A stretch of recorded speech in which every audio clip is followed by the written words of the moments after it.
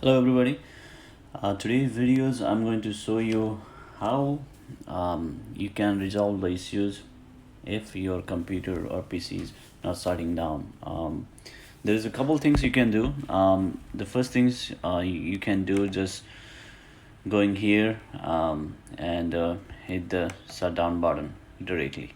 So another thing you can do is just right click here and shut down.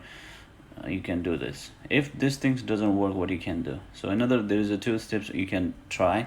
One is going to control panel. Go to control panel. Okay, once you go there, just maximize this and go to the power options. Okay, in power options you want to go to the, you want to click this, choose what the power button here.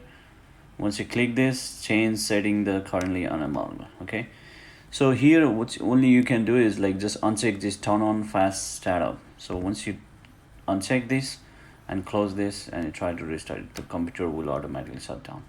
So another thing you can do is going to command prompt. Okay, you want to type the one commands. So in this case you can type this command. It's shutdowns as backward slash FTO. Okay, this, it's not a O, it's a 0. So